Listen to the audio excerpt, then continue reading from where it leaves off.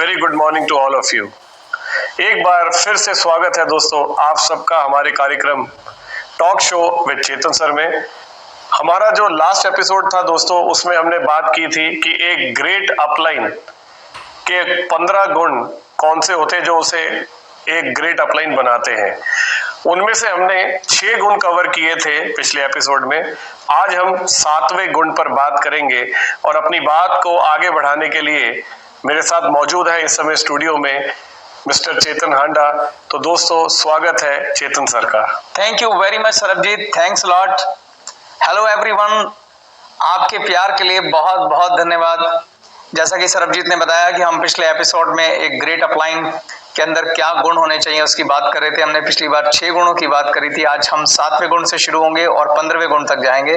तो सरबजीत, एक great upline के लिए जो 7वां गुण है वो ये है कि उसके लिए डाउनलाइन हमेशा पहले होती है। डाउनलाइन फर्स्ट एटीट्यूड, ये 7वां गुण है एक ग्रेट अपलाइन का। उसके लिए सबसे पहले डाउनलाइन है, क्योंकि वो महान अपलाइन अच्छे से जानती है कि हमारा बिजनेस देने का बिजनेस है, लेने का बिजनेस नहीं है। जिन लोगों को आपने इस बिजनेस में जोड़ा है, आपकी मॉरल रिस्पॉन्सिबिलिटी भी है उनको कामयाब करने की, और बिजनेस का मॉडल भी ऐसा है कि अगर वो कामयाब होते हैं तो आप नेचुरली कामयाब हो जाते हैं। तो एक ग्रेट अपलाइन हमेशा ये सोचती है कि मैं अपनी डाउनलाइन का प्रमोशन कराना चाहती हूँ। वो अपने प्रमोशन की कभी चिंता नहीं करती, कभी कोई कैलकुलेशन नहीं करती। ठीक, और यही हमारे बिजनेस मॉडल की ब्यूटी भी है। अगर आप ट्रेडिशनल मॉडल में जाएं, अगर आप कहीं जॉब करते हैं, ऑफिस में हैं और आपके सिर पे आपके बॉस हैं, तो एक बॉस कभी नहीं चाहता कि कोई मुझसे ज्यादा काबिल व्यक्ति मेरे नीचे आ जाए, क्योंकि उसे इनसिक्योरिटी हो जाती है कि कल इसका प्रमोशन हो जाएगा, मुझे ही सुपरसीड करके चला जाएगा। लेकिन हमारे बिजनेस में हम दिन रात ये दुआ मांगते हैं कि भगवान करे हमारे नीचे हमसे 100 गुना ज्यादा काबिल आदमी आ जाए, क्योंकि जब वो कामयाब होएगा उसकी कामयाबी से हमारी कामयाबी भी जुड़ी हुई है। और ये हमारे बिजनेस की ब्यूटी है, मॉडल ही ऐसा है। तो इसलिए हमारा बिजनेस कॉपरेशन पे बेस्ड है, जबकि बाहर की दुनिया के जो वर्किंग स्टाइल है वो कंपटीशन पे बेस्ड है, हमारा कॉपरेशन पे बेस्ड है। यहाँ कंपटीशन नहीं है। इसीलिए ग्रेट अपलाइंस हमेशा इस एटीट्यूड को कैरी करती हैं कि डाउन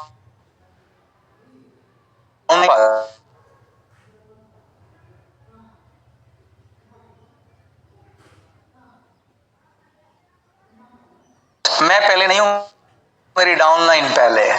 तो वो दिल से हो, it's a business of heart, it's not a business of brain. दिमाग लगाने की जरूरत नहीं है, सिर्फ दिल से। जैसे आप अपने बच्चों के लिए दिन रात दुआ मांगते हैं, उनको स्टैंड करने के लिए मेहनत करते हैं, और हर बाप का ये सपना होता है कि मेरा बेटा मुझसे भी ऊपर कहीं चला जाए, ऐसा ही एटीट्यूड हमारे बिजनेस मॉडल में भी चाहिए। आप बिना किसी कैलकुलेशन के, बिना किसी ग्रीड के, बिना किसी लालच के, आप बस ये देखिए कि मेरे को अपने नीचे 6 लाख क्रिएट करने हैं और उन 6 बच्चों को कामयाब बनाना है, 6 डाउनलाइन को कामयाब बनाना है, और उस समय कोई कैलकुलेशन नहीं करने। ठीक वैसे जैसे हम अपने बच्चों को खड़ा करना चाहते हैं, स्टैंड करना चाहते हैं।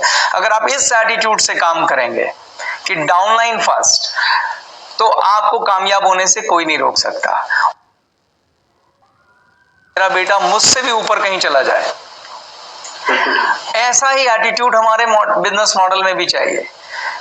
आप बिना किसी कैलकुलेशन के, बिना किसी ग्रीड के, बिना किसी लालच के, आप बस ये देखिए कि मेरे को अपने नीचे 6 लाख क्रिएट करने हैं और उन 6 बच्चों को कामयाब बनाना है, 6 डाउनलाइन को कामयाब बनाना है, और उस समय कोई कैलकुलेशन नहीं करने। ठीक वैसे जैसे हम अपने बच्चों को खड़ा करना चाहते हैं, स्टैंड करना चाहते हैं। अगर आप इस एटीट्यूड से काम करेंगे कि डाउनलाइन फर्स्ट, तो आपको कामयाब होने से कोई नहीं रोक सकता। और ये आपके नेटवर्क में एक बहुत खूबसूरत कल्चर को भी जन्म देता है। जब आपका एटीट्यूड होगा डाउनलाइन फर्स्ट, तो आपके डाउनलाइन का एटीट्यूड होगा अपलाइन फर्स्ट, क्योंकि आप कुएं में जैसी आवाज देते हैं वैसी ही एको वापस आती है। यही एक फैमिली कल्चर का असूल भी है। तो जब आप अपनी डाउनलाइन के लिए दिन रात मेहनत करते हैं तो उनके दिल में भी आपके लिए एक स्पेशल जगह हो जाती है, और डाउनलाइन भी मिलकर ये सोचने लग जाती है मेरा प्रमोशन हो ना हो, मैं अपनी अपलाइन का प्रमोशन चाहती हूं, मैं उसके सिर पे ताज देखना चाहती हूं। तो ये बड़ा खूबसूरत सा एक केमिस्ट्री क्रिएट होती है आपकी टीम के अंदर, एक बहुत कमाल की सिनर्जी क्रिएट होती है, जहां सारी अपलाइन अपनी डाउनलाइन को प्रमोट करना चाहती हैं और सारी डाउनलाइन चाहती हैं हमें अपने प्रमोशन की परवाह नहीं है, हमारी अपलाइन का प्रमोशन होना चाहिए। तो वो उसको एक रिस्पेक्ट और डिग्निटी से जोड़ के देखना शुरू कर देती हैं।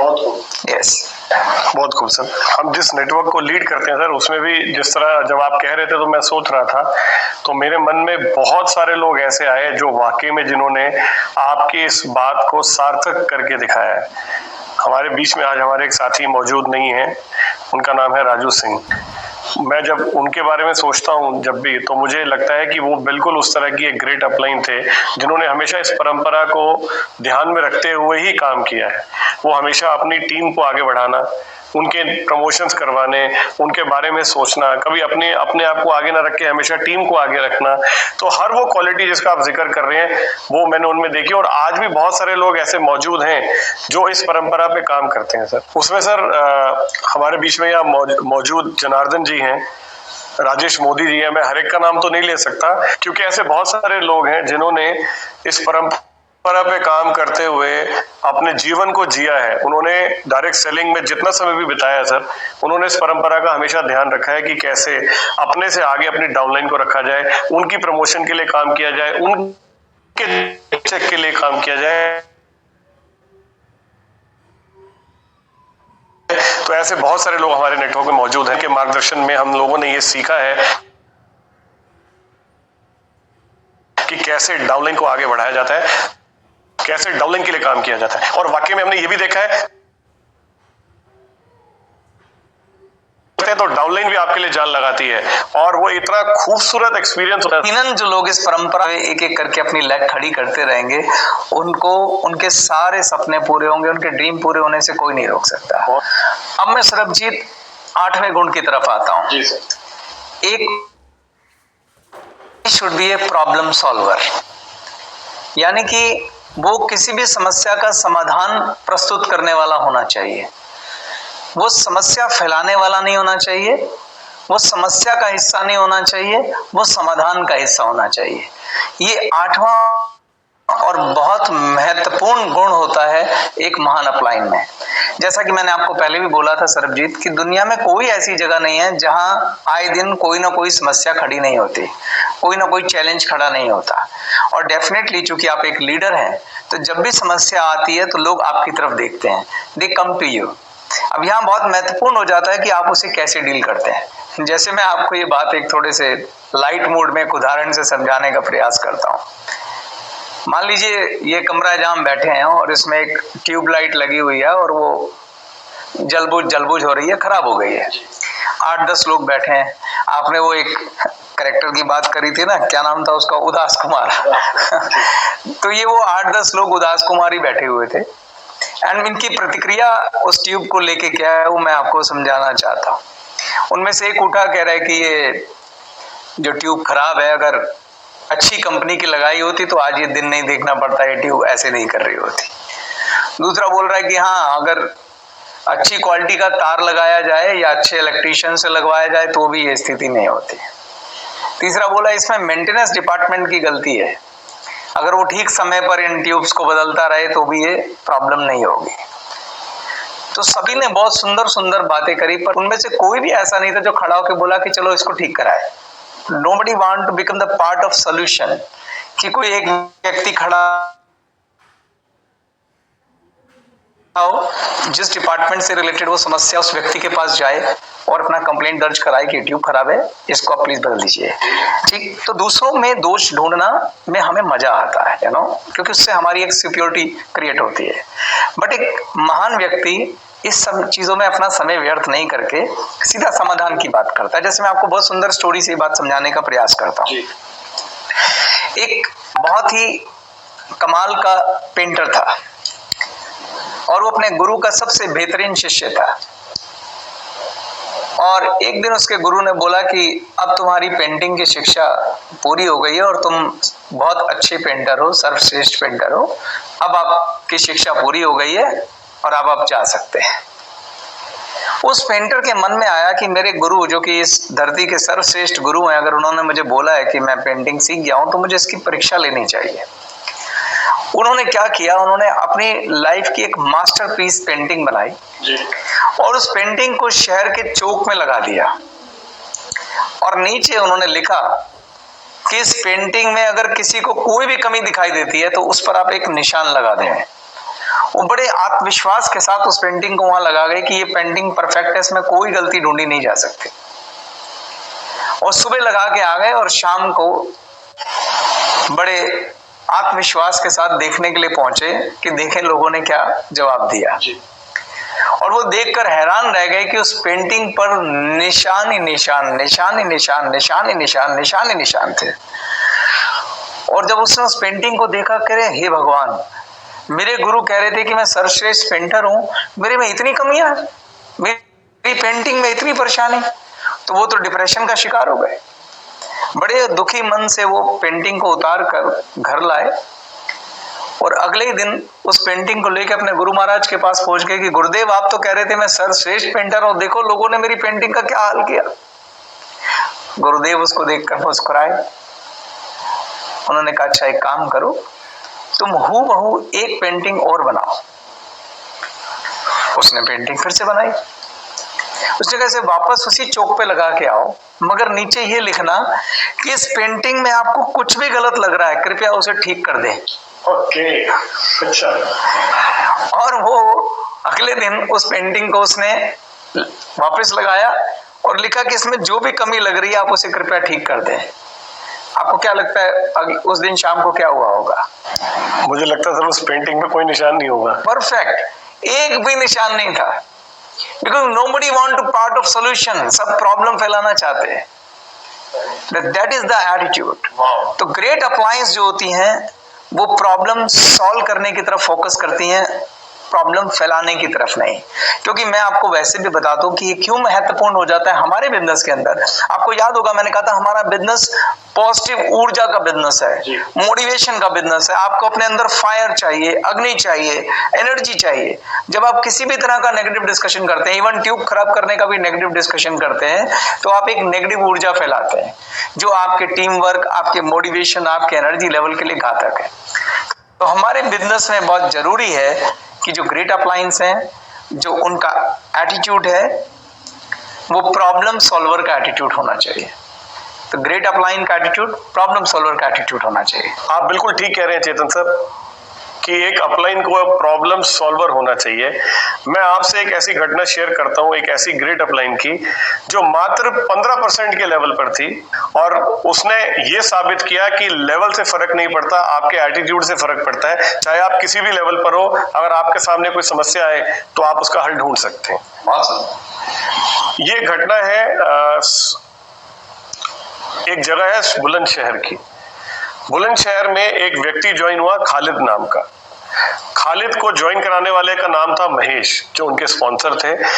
और खालिद और महेश जिस ग्रेट अपलाइन की टीम में ज्वाइन हुए थे उस व्यक्ति का नाम था सूरज, जो कि 15% के लेवल पर थे, जिनकी मैं बात कर रहा हूं सर।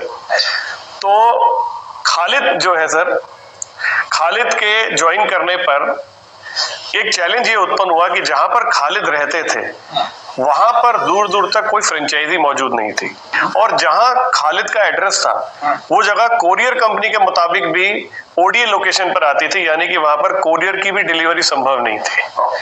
तो समस्या ये खड़ी होगी सर कि इस खालिद तक प्रोडक्ट कैसे पहुंचेंगे। सूरज ने हार नहीं मानी और इसका सॉल्यूशन निकालने के लिए खालिद से कहा कि खालिद, तुम दुनिया के एक ऐसे बिजनेस में ज्वाइन हुए हो जिसमें तुम चाहो तो तुम्हारी लाइफ चेंज हो सकती है और इसके लिए हम सब तुम्हें मिलकर कामयाब करने के लिए तैयार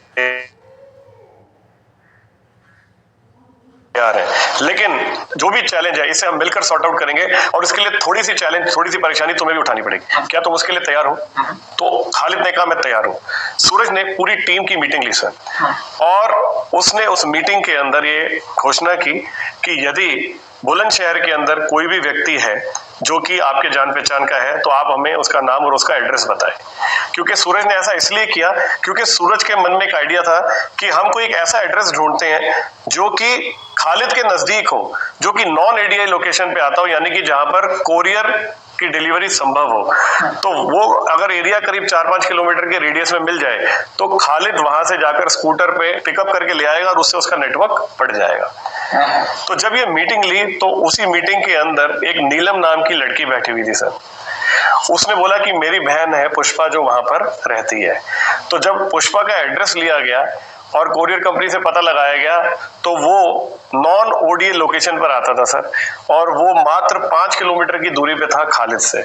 खालिद ने बोला कि मैं वहां से प्रोडक्ट ले आऊंगा और पुष्पा ने भी एग्री कर लिया कि हम आपके यहाँ की डिलीवरी एक्सेप्ट कर लेंगे और आप हमारे यहाँ से प्रोडक्ट ले जाइएगा। एक चैलेंज उस समय निकल के आया था, उसका इतना ब्यूटीफुल समाधान हुआ और मैं आपको मुझे आज बताते हुए बहुत खुशी है सर कि वो एक अकेला लड़का खालिद जो वहां पर ज्वाइन हुआ था बुलंदशहर में, आज उसके नीचे करीब 30 से ज्यादा लोगों का नेटवर्क काम कर रहा है और आज वो रीजनल मास्टर लेवल पर है। क्या बात। और ईश्वर ने चाहा तो वो आने वाले समय का डायमंड भी है। तो सर इस प्रकार जो है सूरज ने इस प्रॉब्लम को सॉल्व किया और ये साबित किया कि अगर आप एक ग्रेट अपलाइन है तो समस्या कोई भी हो, आपका एटीट्यूड प्रॉब्लम पे ना हो के सॉल्यूशन पे अगर होगा तो आपको हर समस्या का हल मिल सकता है। बहुत सुंदर सरबजीत जी, बहुत सुंदर। जो ग्रेट अप्लायंस होती हैं वो किसी भी प्रॉब्लम्स में जब वो सोल्यूशन क्रिएट करते हैं तो कितने ही खालिद के जीवन बदल जाते हैं। तो हम अब अगले पॉइंट की तरफ चलते हैं, 9वें गुण की बात करेंगे। तो दोस्तों एक महान अपलाइन का 9वां गुण होता है कि he is a great pleasure. वो एक महान प्रशंसा करने वाला व्यक्तित्व होता है, दूसरों की तारीफ करने वाला व्यक्तित्व होता है। वो कभी भी उस अवसर को अपने हाथ से नहीं जाने देता जहां किसी दूसरे की प्रशंसा की जा सकती है। मैं झूठी प्रशंसा की बात नहीं कर रहा हूं। अगर आप अपनी टीम में, अपने आसपास, अपने साथियों में देखेंगे तो अनेकों अनेक खूबियां होती हैं जिसे हम नजरअंदाज कर जाते हैं। अनेकों अनेक लोग अच्छे काम करते हैं जिन्हें हम नजरअंदाज कर देते हैं। अनेकों अनेक वो ऐसे कार्य करते हैं जो प्रशंसा के लायक होते हैं लेकिन हम नजरअंदाज कर देते हैं। लेकिन एक महान अपलाइन गलती से भी ये गलती नहीं करती।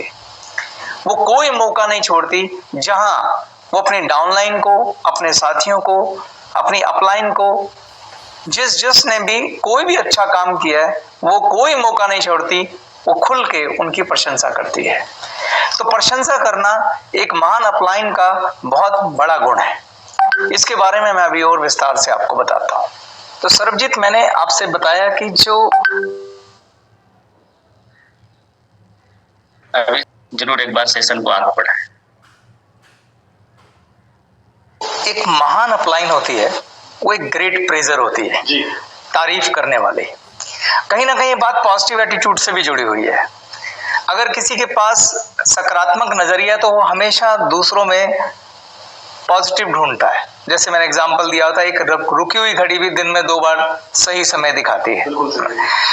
तो उसी गुण को इस्तेमाल करते हुए महान अपलाइन उसके उस गुण की तारीफ करने से भी कभी नहीं चूकती है। इस बात को समझना चाहिए। द ग्रेटेस्ट मोटिवेशन, एक महान अपलाइन की एक बहुत बड़ी जिम्मेदारी है कि वो अपनी डाउनलाइन को मोटिवेटेड रखे, फायर पे रखे, ऊर्जा पे रखे, आत्मविश्वास पे रखे। और किसी को मोटिवेट करना हो तो ग्रेटेस्ट मोटिवेशन किसी के लिए क्या होता है जानते हैं आप? पेट की भूख से भी ज्यादा महत्वपूर्ण भूख अगर किसी व्यक्ति की होती है कि कोई उसको सम्मान दे, कोई उसे रिस्पेक्ट दे। हर व्यक्ति एक बीवी पति के लिए खाना बना के लाती है। ज्यादातर बीवी जब आपके आगे खाना रखती है तो उसके बाद आपकी तरफ ही सास से देखती है और पूछती है खाना कैसा लगा। आपको क्या लगता है वो क्या चाहती है? तारीफ। आपसे ये सुनना नहीं चाहती कि आप सिर्फ ये बोलो अच्छा लगा। वो आपकी तारीफ, आपके मुख से एक तारीफ का शब्द सुनना चाहती कि मैंने इतनी मेहनत करी, आपके लिए खाना बनाया। तो आप 2 लफ्ज सिर्फ तारीफ के कह दीजिए कि आज खाना बहुत अच्छा बनाया, बहुत बढ़िया, तुम बहुत अच्छा खाना बनाती हो। बस ये 3 लाइनें कहिए तो उनकी जितनी भी मेहनत उन्होंने उस खाने को बनाने में की है उनकी कीमत वसूल हो जाएगी। ये बात हर व्यक्ति पे लागू होती है, खाली आपकी पत्नी पे नहीं, आप पे खुद पे भी लागू होती है। हम कोई भी छोटे से छोटा एक्ट भी अकम्प्लिश करते हैं। आप देखिए सुबह से लेकर रात तक हम कितने काम ऐसे होते हैं जिन्हें कंप्लीट करते हैं, जिसमें अपनी जान लगाते हैं, एनर्जी लगाते हैं, ऊर्जा लगाते हैं। तो जब भी आप उस काम को कंप्लीट करते हैं तो आप जरूर चाहते हैं कि काश कोई हो जो इसे नोटिस कर ले। नोटिस कर ले मतलब इसको नजर मारेगी ये मैंने किया है। और काश कोई हो जो नोटिस कर रहा है, वो एक लाइन तारीफ की बोल दे। जैसे वो ये बात एक लाइन तारीफ की बोल देगा तो आपका मोटिवेशन लेवल नेक्स्ट लेवल पे चला जाएगा और अगली बार जब उस काम को आप करेंगे तो और बेहतर तरीके से करेंगे। तो हर व्यक्ति इस चीज का भूखा होता है, मैं भी इसमें शामिल हूं, आप भी शामिल हैं। हर व्यक्ति इसमें शामिल है कि कोई हो जो उनका काम नोटिस करे, कोई हो जो उसको प्रेज करे, तारीफ करे, उसकी प्रशंसा करे। तो महान अपलाइन कोई भी ऐसा अवसर जाने नहीं देती जहां उनकी डाउनलाइन ने कुछ भी अच्छा किया है तो उसे प्रेज करने से चूके, कभी नहीं चूकती। जैसे मैं आपको बोलता हूं, बहुत सारे काम अपनी डाउनलाइन को बोलते हैं। हमने अपनी डाउनलाइन को बोला कि आप लिस्ट बनाइए। आपकी एक डाउनलाइन आपके एक बार कहने पर 100 लोगों की लिस्ट बना के ले आई। और मैंने आपको रूल बताया था कि प्रेज हो सके तो सबके बीच में करना चाहिए। आपने पहले उसको अकेले में भी प्रेज किया कि वाह भाई वाह, आपने बहुत अच्छा काम किया, आपने पूरी लिस्ट बनाई। और बाई चांस उसी शाम को एक मीटिंग होती है, आपने सबके बीच में बोला, अरे सरबजीत जी को मैंने कहा था लिस्ट बना के लाइए, इन्होंने विदाउट मेरे दोबारा कहे ये 150 लोगों की लिस्ट बना के लाए हैं। तो ये एक बहुत बड़ी तारीफ है। तो जब आप अपनी डाउनलाइन को कोई गाइडेंस देते हैं और वो उस गाइडेंस पे काम करती है तो आपको उनकी तारीफ करनी चाहिए। और भी छोटी छोटी तारीफ कर सकते हैं। अगर मान लो कोई अच्छी शर्ट पहन के आया है, ऑनेस्टली आपको अच्छी लग रही है, आप उसे बोलिए कि यार तेरी शर्ट बहुत अच्छी लग रही है, तेरा हेयर कट बहुत अच्छा है, तेरे शूज बहुत अच्छे हैं, तेरी घड़ी बहुत अच्छी है। तो जो भी कुछ भी किसी ने थोड़ा भी अच्छा किया है तो उसको अगर आप कॉम्प्लीमेंट करेंगे, उसको प्रशंसा देंगे तो उसे सुनकर अच्छा लगेगा। किसी ने शेयरिंग करी है, आप उसको, जब वो स्टेज पे होता है तो हम तालियां बजा के सब तारीफ करते ही हैं, लेकिन जब वो स्टेज से नीचे उतर के आए और आप अकेले में उसके कंधे पे हाथ रख के बोले बहुत अच्छी शेयरिंग की है, उसे बहुत अच्छा लगेगा। कोई ट्रेनिंग दे के आया है, स्टेज पे जब वो ट्रेनिंग दे रहा है तब आप सब क्लैपिंग करके उसकी प्रशंसा करते हैं, वो तो है ही, लेकिन अगर आप एक पर्सनल प्रशंसा भी करेंगे तो ये भी एक महान अपलाइन की निशानी है। एक महान अपलाइन अपनी डाउनलाइन को सिर्फ एक बार कह दे कि तूने हम सबको, आज हमें सबको तेरे पे प्राउड है, कितना अच्छा तूने शेयरिंग किया है, कितना अच्छा ट्रेनिंग किया है। तो never miss an opportunity to appreciate, to praise your downline. कभी भी महान अपलाइन को, अपनी डाउनलाइन को अप्रिशिएट करने में चूकना नहीं चाहिए। बहुत खूब सर, बहुत खूब सर। मैं एक बात इससे जुड़ी हुई आपसे पूछना चाहता हूँ। आपने हम सबको एक चीज सिखाई थी जिसे आप कहते हैं RRR, recharge, reward and recognition. तो क्या ये प्रेज भी कहीं ना कहीं ये 3R का पार्ट नहीं है? बिल्कुल बिल्कुल, बहुत बढ़िया बात आपने बोली। चाहे रिचार्ज हो, चाहे रिवार्ड हो, चाहे रिकॉग्निशन हो, तीनों प्रेज से ही आते हैं, तीनों प्रशंसा से ही है। प्रशंसा करने के ही 3 तरीके हैं। अब मैं 10वें गुण पर आता हूं। 10वां गुण एक महान अपलाइन का है कि एक महान अपलाइन हमेशा जिम्मेदारी लेती है, टेक्स रिस्पॉन्सिबिलिटी। देखिए, हमारा बिजनेस टीम वर्क का बिजनेस है, हम मिलके काम करते हैं और बहुत सारे चीजों को हमें ऑर्गेनाइज करना होता है। स्पेशली जब मैंने आपको बताया था कि नो पॉइंट में महान अपलाइन का काम है कि अपने डाउनलाइन के लिए एक वर्किंग सिस्टम डिजाइन करें। वर्किंग सिस्टम के अंदर बहुत सारी चीजें होती हैं। आप 1-to-1 हाउस प्रेजेंटेशन कौन लेगा, मेगा बिजनेस प्रेजेंटेशन कौन लेगा, शेयरिंग कौन लेगा, ट्रेनिंग कौन लेगा, ठीक, और वीकली टीम मीटअप कहाँ, कैसे, कब ऑर्गेनाइज होगी, विनर डे कैसे सेलिब्रेट किया जाएगा, छोटे छोटे फंक्शन सेलिब्रेट किए जाते हैं, कई बार पिकनिक सेलिब्रेट की जाती है। और इस सब के अंदर हम एक पूरा सिस्टमेटिक सिस्टम बनाते हैं। और सिस्टम को चलाने के लिए कौन चाहिए? लोग चाहिए, और उन लोगों के ऊपर एक लीडर चाहिए। और वो लीडर कौन होता है? द ग्रेट अपलाइन, महान अपलाइन। तो जो महान अपलाइन है वो जिम्मेदारी लेती है। वो कहती है कि मैं शिप की कैप्टन हूं और ये वर्किंग सिस्टम मेरे अंडर चल रहा है, इस सिस्टम में कुछ भी गड़बड़ होगी तो मैं जिम्मेदार हूं। वो दोषारोपण नहीं करती है, मैंने तुझे ऐसा कहा था, मैंने तुझे वैसा कहा था, तेरी गलती है, नहीं। वो कहती है जो गलत होगा मेरी जिम्मेदारी, मैं सिस्टम इस ढंग से चलाऊंगा कि गलती होने ना पाए। वो ठीक से फॉलोअप करती है, हर चीज को डबल चेक करती है कि जैसे उसने हाउस प्रेजेंटेशन का रोस्टर बनाया, जिसने प्रेजेंटेशन ले ली है वो आया, नहीं आया तो हमेशा रेडी रहती है कि मैं अगर ये नहीं आया तो नेक्स्ट क्या होगा। उसके पास हमेशा प्लान बी तैयार होता है।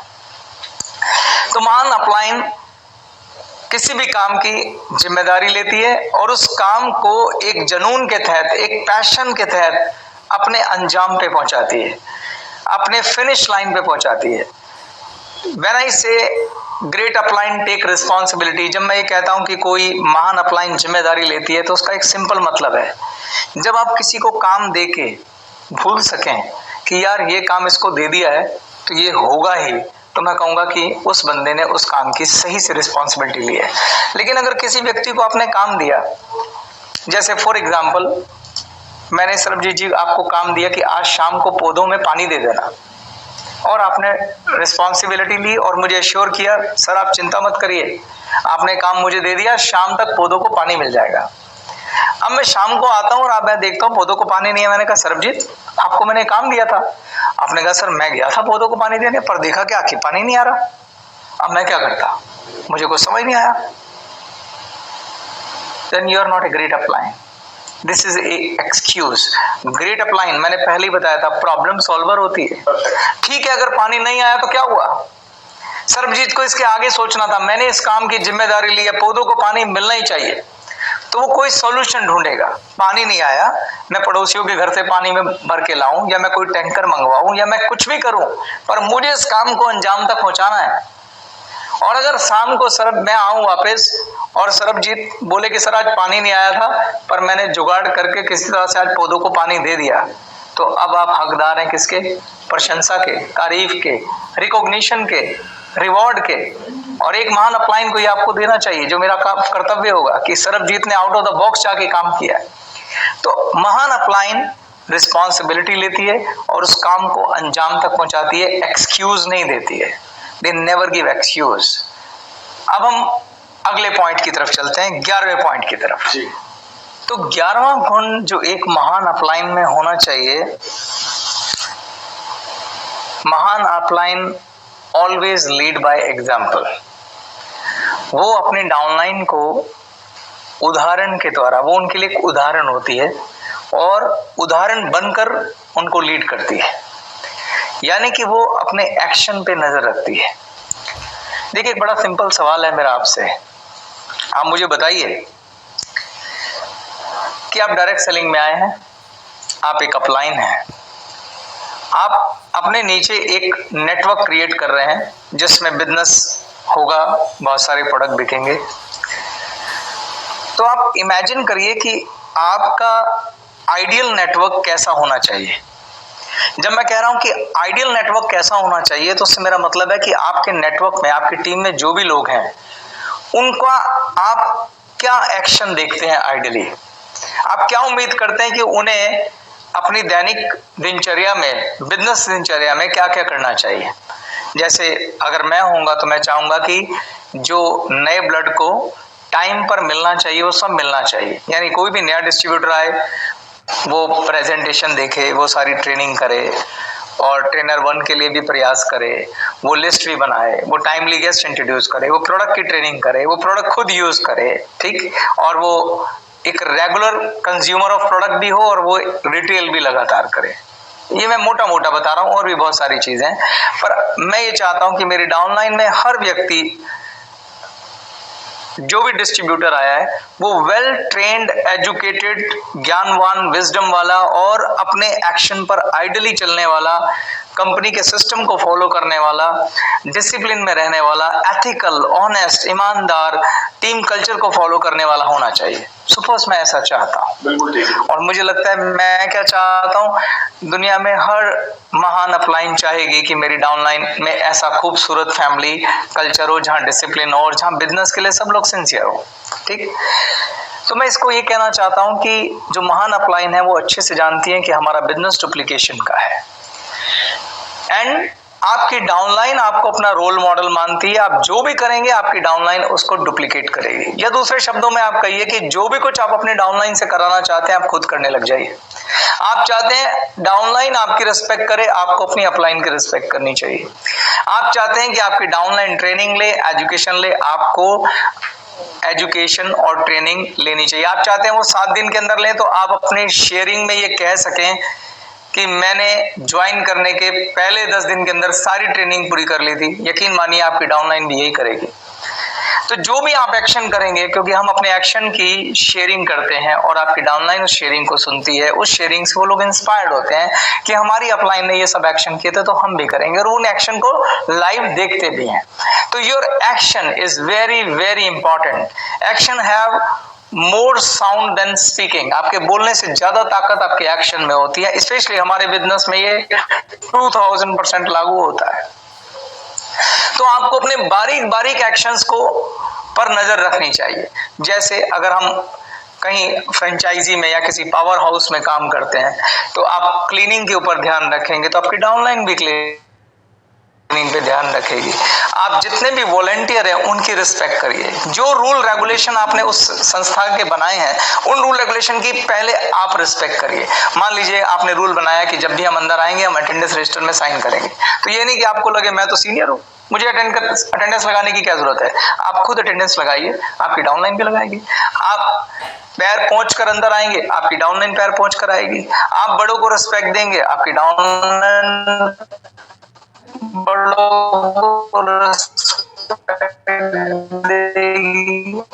आप लेडीज को उठ कर सीट देंगे, आपकी डाउनलाइन उठकर सीट देगी। आप गेस्ट को सीट की प्रायोरिटी देंगे, आपकी डाउनलाइन गेस्ट को सीट की प्रायोरिटी देगी। अगर आप ज्यादा से ज्यादा लगातार डायरेक्ट करते रहेंगे, आपकी डाउनलाइन भी लगातार डायरेक्ट करेगी। मन से नेटवर्कर ऑलवेज नेटवर्कर, इस सिद्धांत पे चलेंगे, मतलब आप लगातार गेस्ट इंट्रोड्यूस करते रहेंगे। आप एक ऐसी डाउनलाइन का निर्माण करेंगे जो लगातार गेस्ट इंट्रोड्यूस करेगी, लगातार अपलाइन अपने एक्शन से लीड करती है। तो आपको ध्यान रखना पड़ेगा दोस्तों कि जिस दिन आप कंपनी में कदम रखते हैं उस दिन से आप जिस गेस्ट को लेके आ जाते हैं उस गेस्ट के लिए भी आप अपलाइन बन जाते हैं। तो डे 1 से आपको अपने एक्शंस पर नजर रखनी पड़ेगी। सबसे सिंपल है कि आप कंपनी के सिस्टम्स को फॉलो करिए, कंपनी के ट्रेनिंग के डूज एंड डोंट्स को फॉलो करिए, सारे रूल रेगुलेशन का सम्मान करिए। यकीन मानिए एक बहुत ही खूबसूरत नेटवर्क का, एक बहुत ही बढ़िया स्टेबल नेटवर्क का निर्माण होगा। प्रॉब्लम शुरू तब होती है सरबजीत जी जब लोग अपना दिमाग लगाने लग जाते हैं, जब वो सारे डोंट्स को फॉलो करने लग जाते हैं, शॉर्टकट में नए नए फार्मूले बनाने लग जाते हैं, तब परेशानी हो जाती है। तो ये 11वां गुण था। बहुत खूब सर। मैंने सर आपसे ही ये वाली बात सीखी है और इस बात को मैंने देखा भी है कि अगर आप अपनी टीम की हेल्प करना चाहते हैं, अपनी डाउनलाइन की हेल्प करना चाहते हैं, तो 2 तरीके उसमें सबसे ज़्यादा महत्वपूर्ण है। पहला, अपना खुद का बड़ा चेक बनाइए, क्योंकि जब आप अपना बड़ा चेक बनाते हैं तो यहाँ पर ऐसे नहीं कि आप स्वार्थी हो रहे हैं, आप और लोगों को लक्ष्य दे रहे हैं, आप और लोगों को प्रेरित कर रहे हैं उस चेक तक पहुंचने के लिए। तो मुझे लगता है कि अगर आप ये चाहते हैं कि आपकी डाउनलाइन बड़े चेक क्रिएट करे तो उसके लिए सबसे पहले आपको खुद आइडियली उसे करने की जरूरत है। और वो कैसे होगा? अगर आप चाहते हैं वो लोग लेग्स खोलें तो आपको सबसे पहले अपनी डायरेक्ट करनी चाहिए जो भी आपने कहा। और दूसरा, आपको खुद स्टेज पर आना चाहिए। अगर आप स्टेज से अपनी टीम को सिखाते हैं, अगर आप स्टेज पर आकर चेक लेते हैं, तो मुझे लगता है ये 2 एक्शन अपने आप में कंप्लीट है जो कि एग्जाम्पल से लीड करने के लिए एक ग्रेट अपलाइन को करने चाहिए। बहुत सही बोला आपने सरबजीत जी। एक महान अपलाइन की जिम्मेदारी होती है कि वो एक अच्छा एग्जाम्पल बन के अपने डाउनलाइन को दिखाए, 2 से ज्यादा लेग्स को रन करे, बड़ा चेक बनाए और एक कंपनी के रूल्स रेगुलेशन की रिस्पेक्ट करे। एक महान अपलाइन को हमेशा समय का पंक्चुअल होना चाहिए। अगर उसने कहीं समय दिया तो वहां जरूर पहुंचे और टाइम पे पहुंचे, और अगर किसी वजह से लेट हो रहा है, वैसे ऐसा रेयरेस्ट ऑफ रेयर होना चाहिए, तो समय पर इन्फॉर्म करना चाहिए। ये सारे जेस्चर डुप्लीकेट होंगे। आप अपनी डाउनलाइन में कैसा कल्चर क्रिएट करना चाहते हैं वो आपका एक्शन डिसाइड करेगा। मैंने देखा हमेशा एक डिसिप्लिन और प्रोफेशनल अपलाइन की डाउनलाइन भी डिसिप्लिन एंड प्रोफेशनल होती हैं। आप डाउनलाइन के रिकॉर्ड्स रखिए, आप डाउनलाइन को फॉलो अप दीजिए। जो आप अपनी डाउनलाइन के साथ करने जा रहे हैं वो आपकी डाउनलाइन भी अपनी डाउनलाइन के साथ करेगी। मैं यहाँ पर एक बहुत बढ़िया और इंपॉर्टेंट बात बताता हूँ। आपको ना इस छोटे से मैथमेटिक को समझना पड़ेगा दोस्तों। आपको लग सकता है कि मैं बहुत सारा कुछ बोल रहा हूँ आपको करने के लिए, आपको ये करना है, आपको वो करना है, पर मैं आपको ये कहना चाह रहा हूं कि आपको ये गौर फरमाना होगा कि आप अपनी उन 6 डायरेक्ट के साथ समय बिता रहे हैं जिन्हें आप भविष्य का डायमंड बनाना चाहते हैं। ऐसे मानिए आपके 6 बच्चे हैं और डेफिनेटली जब बच्चे छोटे होते हैं उन पे सबसे ज़्यादा समय लगाना पड़ता है, उन पे सबसे ज़्यादा एनर्जी लगानी पड़ती है, क्योंकि उस समय उनका बेस बन रहा होता है, उनका आधार बन रहा होता है, उस समय उनकी नींव तैयार हो रही होती है। पर ये बात समझ लीजिए कि नींव के ऊपर आप जितना ज़्यादा टाइम लगाएंगे वो नींव उतनी स्ट्रांग बनेगी और उसके ऊपर उतनी ऊंची बिल्डिंग खड़ी हो सकती है। आपको यही 6 लोग आपके भविष्य में 600 भी बनेंगे, 6000 भी बनेंगे, 60,000 भी बनेंगे और 6 लाख भी बनेंगे। और ये 600 बनेंगे, 6000 बनेंगे, 60,000 बनेंगे, 6 लाख बनेंगे, डिपेंड करता है कि ये 6 कैसे होंगे। तो आपको 600 पे टाइम नहीं लगाना है, आपको 6000 पे भी टाइम नहीं लगाना है, आपको 6 लाख पे भी नहीं लगाना है, आपको इन 6 लोगों पे टाइम लगाना है। इसलिए जितना टाइम आप इन लोगों पे लगाते हैं उतना ज्यादा टाइम आगे मल्टीप्लाई होगा, उतना ज्यादा टाइम आपके नेटवर्क में लगेगा, क्योंकि हर व्यक्ति उतना ज्यादा टाइम नीचे देगा, क्योंकि बिजनेस डुप्लीकेशन का है। इसीलिए वॉच योर एक्शन।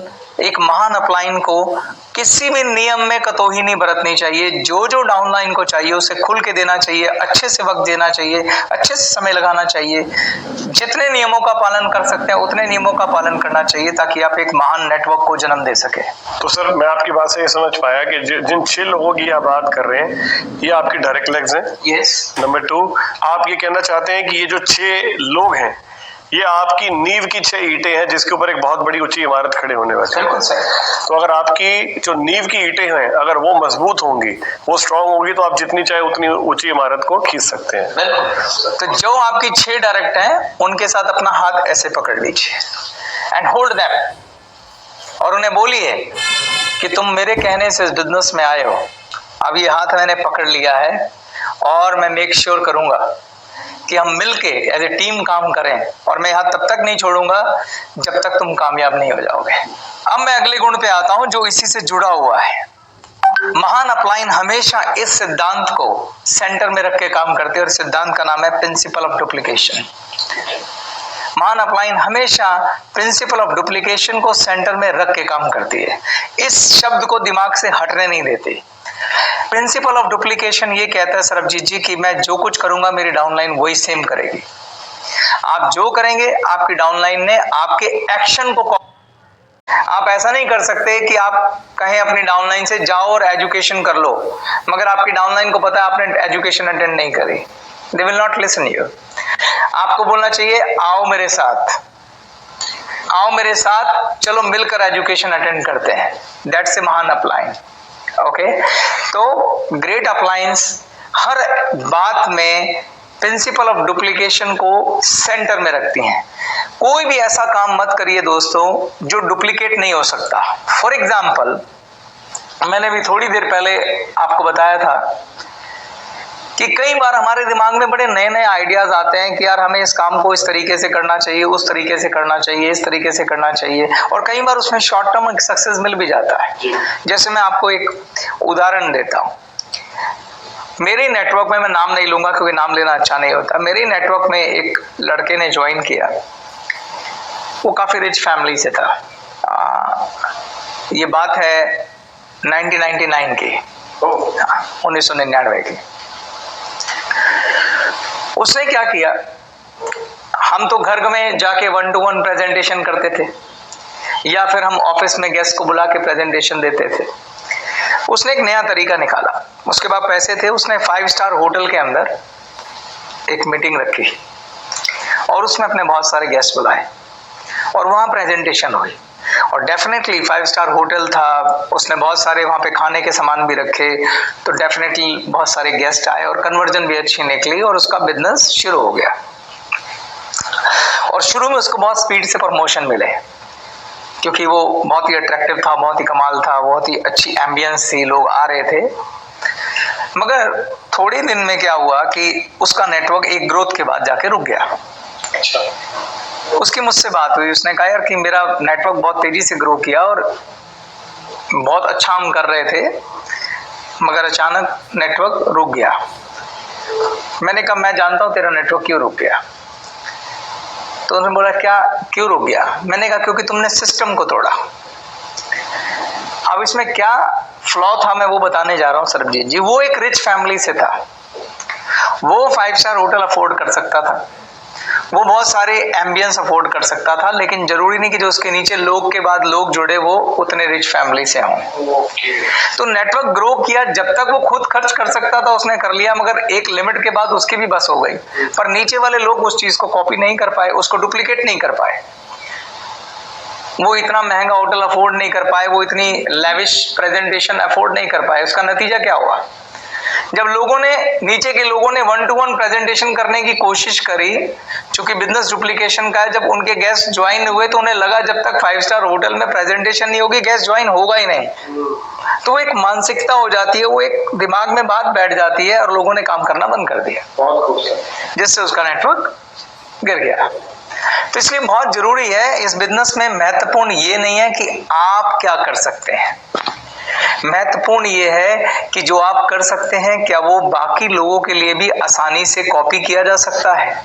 कोई भी ऐसी ट्रेनिंग क्लास, कोई भी आपका एक्शन, कोई भी आपकी ऐसा तरीका जो आपको लगता है कि आपकी डाउनलाइन आसानी से उसे डुप्लीकेट नहीं कर सकती, उसको आसानी से कॉपी नहीं कर सकती, उसको इस बिजनेस में एक्सपेरिमेंट करने की गलती ना करें।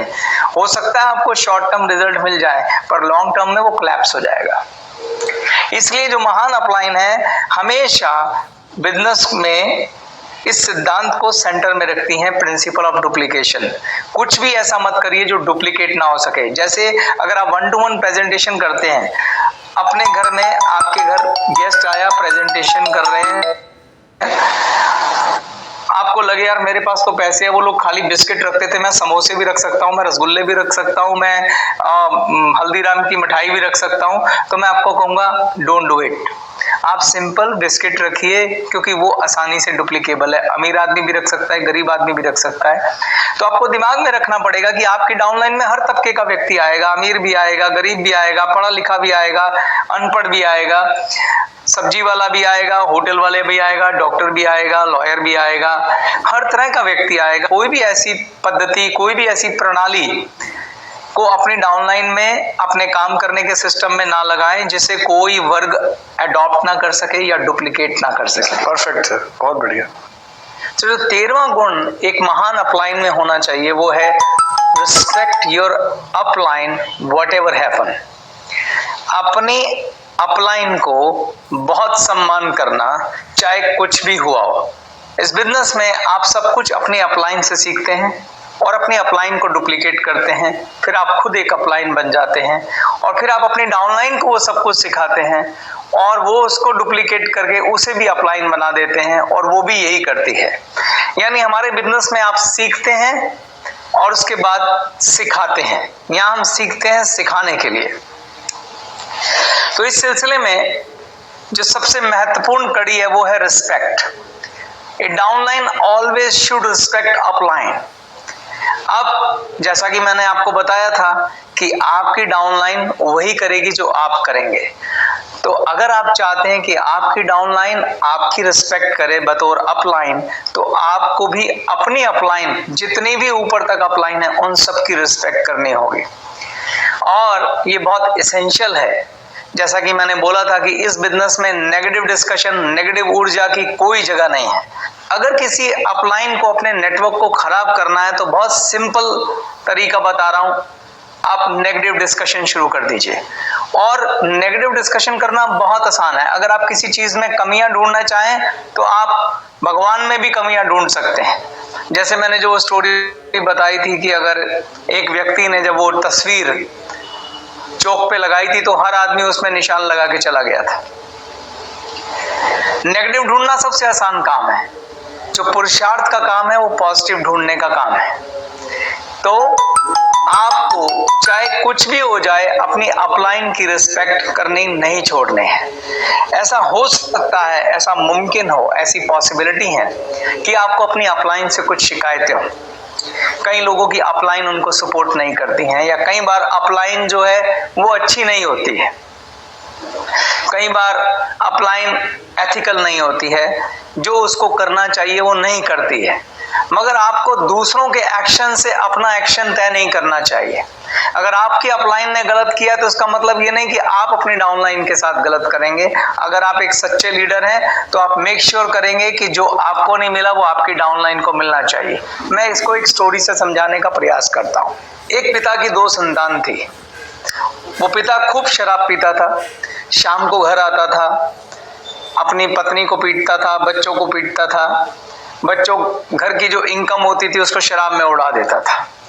दोनों बच्चे धीरे धीरे बड़े हुए। पहले बच्चे ने अपने पिता को डुप्लीकेट कर लिया, वो भी शराब पीने लगा, वो भी वही सब करने लगा जो उसके पिता ने किया, अपने बच्चों को पीटना, अपनी वाइफ को पीटना, तनख्वाह के पैसे शराब में उड़ा देना और घर में खूब कलेश।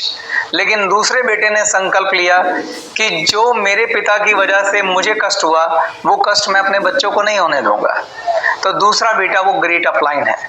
तो अगर आपकी अपलाइन सही नहीं भी हो, अगर आपकी अपलाइन से आपको चाहे कितनी भी शिकायतें हों, अगर आप चाहते हैं कि आप अपने डाउनलाइन, तो 2 नियम याद रखिए। पहले, आप उस अपलाइन को डुप्लीकेट ना करके उसी लाइन में जो कोई महान अपलाइन है उसे डुप्लीकेट करिए। दूसरा, चाहे कुछ भी हो जाए, अपनी उस अपलाइन की बुराई अपनी डाउनलाइन के साथ नहीं करेंगे जिससे आपको शिकायत है। कभी भी अपनी अपलाइन की किसी भी सिचुएशन में अपनी डाउनलाइन के आगे बुराई नहीं करेंगे, क्योंकि ये उनके लिए अच्छा नहीं है। क्योंकि अगर ये डुप्लीकेट हो गया तो वो आपके नेटवर्क के लिए, आपके बिजनेस के लिए अच्छा नहीं है। याद रखिए, हमारा बिजनेस पॉजिटिव ऊर्जा का बिजनेस है और पॉजिटिव ऊर्जा के लिए किसी भी तरह का नेगेटिव डिस्कशन घातक है। यहाँ तो अपलाइन की बात हो रही है। मैं कह रहा हूँ किसी भी तरह का नेगेटिव डिस्कशन अच्छा नहीं है। मैं तो कहता हूँ आप पॉलिटिकल डिस्कशन भी मत कीजिए, धर्म के डिस्कशन मत कीजिए, किसी वैसे भी घर के व्यक्ति की बुराई भी मत कीजिए। जितना हो सके आप नेगेटिव डिस्कशन से बचिए। ना अपनी सास की बुराई, ना ससुर की बुराई, ना पति की बुराई, ना भाई की बुराई, ना दोस्त की बुराई, ना अपलाइन की बुराई, किसी चीज की भी बुराई से बचना है। एक महान अपलाइन हमेशा पॉजिटिव बात करती है, उसका चेहरा हमेशा खिला रहता है, उसकी बॉडी में हमेशा ऊर्जा रहती है, एक्साइटमेंट रहती है और वो एक 1000 वाट के पावरफुल बल्ब की तरह हमेशा जगमगाता रहता है। फॉलो योर अपलाइन, अपनी अपलाइन को फॉलो करिए। Respect your upline from core of your heart. वो रिस्पेक्ट आपके एक्शन में दिखाई देनी चाहिए। अब मैं अगले पॉइंट पर आता हूं। 14वां गुण जो एक महान अपलाइन में होना चाहिए वो है रिस्पेक्ट योर कंपनी। एक महान अपलाइन हमेशा कंपनी की दिल से रिस्पेक्ट करती है। ज्यादातर नेटवर्कर अपनी कंपनी को मां का दर्जा देते हैं, क्योंकि ये वो प्लेटफॉर्म है जिस पर काम करके हम अपने सपने पूरे करेंगे। व्हेन आई से रिस्पेक्ट योर कंपनी, कोई भी सिचुएशन हो, हमें कंपनी के बारे में कभी कोई नेगेटिव बात नहीं करनी चाहिए। जब मैं कह रहा हूं कंपनी के बारे में कोई नेगेटिव बात नहीं करनी चाहिए, तो उससे मेरा मतलब ये है कि हमें हमेशा कंपनी का नाम प्रोटेक्ट करना चाहिए। आप कोई भी ऐसा काम ना करें, कोई भी ऐसा एक्शन ना करें जिससे कंपनी की बदनामी हो। हमेशा एथिकल काम करें, ऑनेस्टी से काम करें, ईमानदारी से काम करें, कभी बिजनेस को मिस रिप्रेजेंट ना करें, कोई झूठे वायदे नहीं करें, किसी प्रोडक्ट के बारे में बढ़ा चढ़ाकर नहीं बोलें, किसी बिजनेस प्लान में बढ़ा चढ़ाकर झूठी इनकम नहीं बोलें। ईमानदारी से, पूरी ट्रांसपेरेंसी के साथ, पारदर्शिता के साथ आप अपनी बात दूसरों को कहें। कंपनी के बारे में लोगों को पूरी ईमानदारी से बताएं, प्रोडक्ट के बारे में लोगों को पूरी ईमानदारी के साथ बताएं, अपनी शेयरिंग ईमानदारी से करें, अपने अनुभव ईमानदारी से शेयर करें।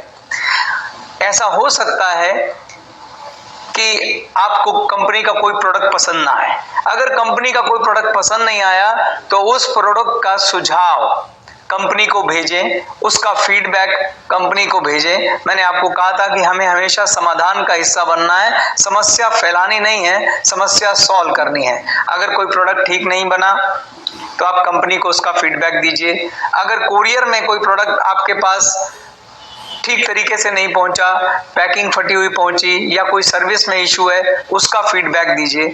आप कंपनी को हमेशा अपने सुझाव भेज सकते हैं। कुछ भी हो जाए, डाउनलाइन में मीटिंग में हमेशा आपको कंपनी के बारे में पॉजिटिव बात करनी चाहिए। ऑलवेज रिस्पेक्ट योर कंपनी, हमेशा पॉजिटिव बात करें, हमेशा रिस्पेक्टफुल बात करें। कभी मजाक में भी कंपनी का नाम गलत तरीके से ना लें। कंपनी की ब्रांडिंग हम लोगों के हाथ में है। आपका कोई भी एक्ट कंपनी का नाम खराब ना करे, इसको हमें मेक श्योर करना चाहिए। तो अब मैं 15वें और आखिरी पॉइंट पर आता हूं। जो आखिरी गुण एक महान अपलाइन में होना चाहिए वो है रिस्पेक्ट योर वर्किंग सिस्टम। जो आपकी महान अपलाइन ने मिलकर कंपनी की डायरेक्शन में काम करने का एक सिस्टम बनाया है, आप उसकी रिस्पेक्ट करिए। डोंट री इन्वेंट द व्हील, उसमें एक्सपेरिमेंट मत करिए, उसमें नए नए तरीके मत खोजिए। बस ईमानदारी से उस सिस्टम को इम्प्लीमेंट करिए और पूरी ईमानदारी से उस सिस्टम की रिस्पेक्ट करिए। 1-to-1 प्रेजेंटेशन का सिस्टम सुचारू रूप से चले, इसको मेक श्योर करिए। हाउस प्रेजेंटेशन, मास प्रेजेंटेशन, प्रोडक्ट की जितनी ट्रेनिंग है वो, बिजनेस की जितनी भी ट्रेनिंग है वो, टेक की जितनी ट्रेनिंग है वो, विनर डे सेलिब्रेशन हो, अचीवमेंट डे हो या फिर वीकली टीम मीटअप हो, ये जितने भी सिस्टम बने हुए हैं, जो प्रेजेंटेशन किट है चाहे उसकी बात हो, डेमो किट है जो उसकी बात हो, जो भी सिस्टम आपकी अपलायंस ने डिजाइन किए हैं, जो सिस्टम कंपनी ने डिजाइन किए हैं, उसको ब्लाइंडली फॉलो करिए और उसकी रिस्पेक्ट करिए और उस सिस्टम के ऊपर सारी टीम को चलाइए। आपकी अपलाइन जैसे जैसे आपको गाइड करती है उसके अकॉर्डिंग चलिए। रिस्पेक्ट वर्किंग सिस्टम, अगर आप ये सब करेंगे तो आप बनेंगे एक महान upline. You will be a great upline. तो ये 15 गुण हैं दोस्तों, जो आपको डे 1 पर अपने अंदर लेके आने हैं। अब एक आखिरी सवाल ये हो सकता है कि सर महान अपलाइन हम बनते कब हैं? यकीन मानिए, जिस दिन आप ज्वाइन करते हैं और उसके बाद अपनी ट्रेनिंग पूरी करते हैं, ट्रेनिंग पूरी करने के बाद जब आप पहला गेस्ट लाते हैं, उस दिन आप अपलाइन बन जाते हैं, क्योंकि वो गेस्ट उस दिन आपका एक्शन देखना शुरू करता है। कल वो आपका भविष्य का डिस्ट्रीब्यूटर डाउनलाइन बनेगा, पर याद रखिए उसने सीखना उसी दिन शुरू कर दिया जिस दिन वो गेस्ट बन के आया, और उसी दिन आप अपलाइन बन गए। इसलिए जब आप गेस्ट इंट्रोड्यूस करते हैं, उसी दिन से आपके एक्शन के प्रति आपकी जिम्मेदारी शुरू हो जाती है। उसी दिन आपका महान अपलाइन का पहला दिन होता है। तो ये 15 गुण जो मैंने आपको बताए, आप उसी दिन से अपने अंदर लेकर इस बिजनेस को काम करना शुरू करिए और एक ऐसी टीम की स्थापना करिए जो आपके सारे सपने पूरे करे। इसके साथ मैं अपनी बात समाप्त करता हूं। मेरी शुभकामनाएं आपके साथ हैं। धन्यवाद। Sarabjeet ji, over to you. Thank you so much Chetan sir. आपने जो ये 15 सूत्र हमें दिए हैं, जिससे कोई भी एक व्यक्ति, एक आम डिस्ट्रीब्यूटर अगर इन स्टेप्स को फॉलो करता है, तो मेरा ये मानना है सर कि वो एक ग्रेट अपलाइन, एक ग्रेट लीडर बन सकता है। और यदि आप एक ग्रेट लीडर बन सकते हैं तो आप एक बहुत बड़ा नेटवर्क भी खड़ा कर सकते हैं और एक बहुत बड़ा पैसा भी कमा सकते हैं। ज्यादातर लोग इस दुनिया में मेहनत करना जानते हैं, लेकिन उनके पास दिशा नहीं होती।